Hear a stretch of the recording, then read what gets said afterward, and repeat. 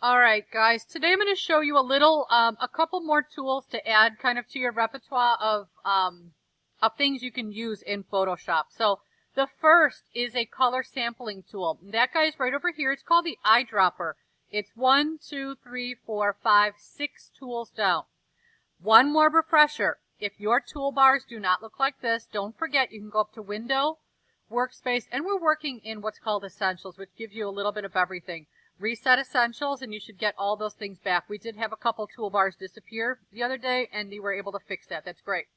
But what I want you to do is I want you to have, again, this eyedropper, so that when you zoom in, when you actually click on something, let's say I want to get this perfect red. I'm going to click on that. You'll notice it adds it to my color picker, and I can now, let me make a bigger brush. There we go.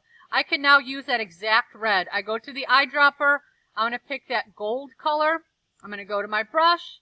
I'm going to go ahead and pick that. Now, there are ways that you can, let's see, I'm trying to remember. If you press and you're on the brush, look up.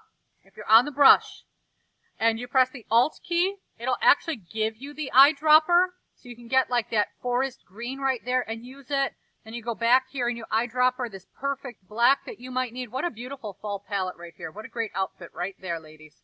And gentlemen too, if that's your cup of tea.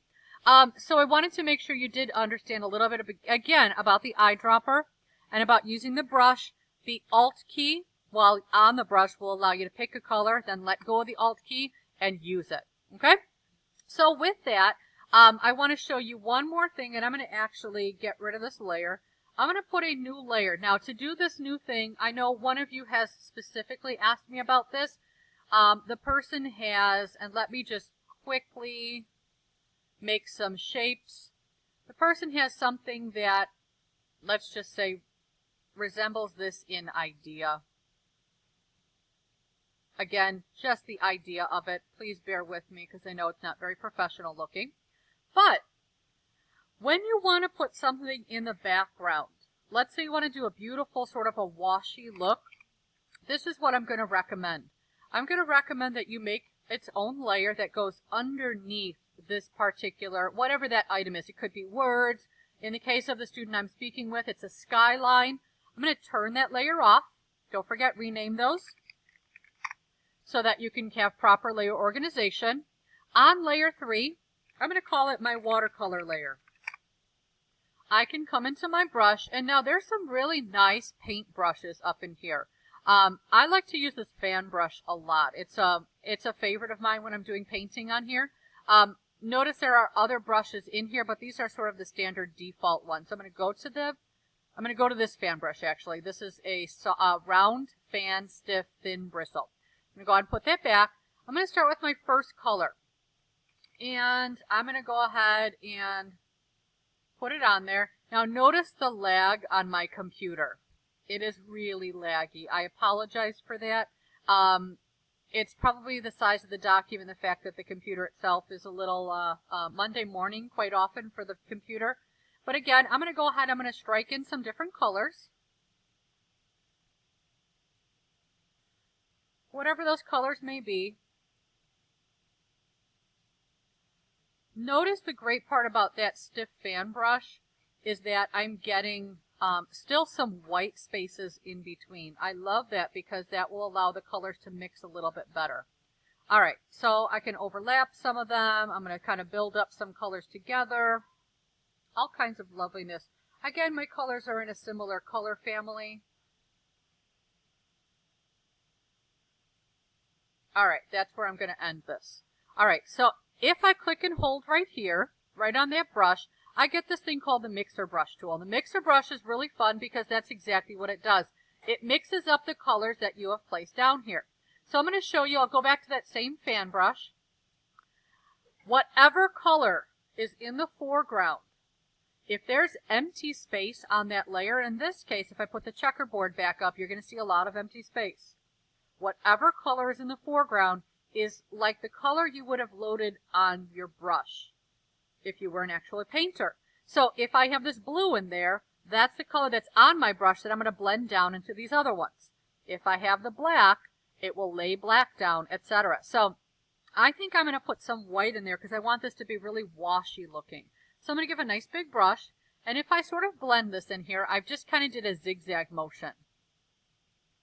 Again, as soon as it catches up, you're going to see that the colors are starting to come together. If I scrub on a section, let me zoom in a little bit right there. If I kind of scrub in a circle, I get a different finish. So that is that stiff fan brush 200 right there, okay? But if I go to more of an airbrush style, and I'm going to go to a fully softened, fairly large brush, you will see that it's actually much more blendy looking. I've done some small, just click, click, just up and down a little bit, kind of moving it around. And you can see that this is actually quite beautiful. It's a big brush. If I go to a smaller one, you'll see that it'll streak some of that color over. And then I can go back and I can blend it in. So this is a lovely way to actually work some of these colors together, make it look very washy and very pretty, which could work for what you're looking for. So let's say you really love that, but it's too intense. Let's say you really want it to be softer, not quite as vibrant. Easy, easy, easy opacity change on that layer. There we go. That's pretty much what I want to see here. That's exactly what my eye or my mind had seen. So I'm going to stop there.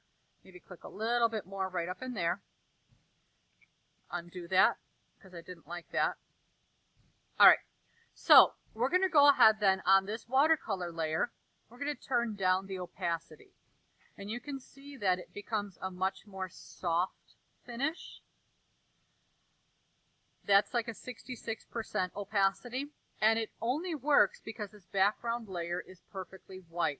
If your background layer has another color, it will not function in the same way. So if you're working with dark tones, maybe you want to change your background layer to maybe a charcoal gray or a midnight blue or something that will work well with it.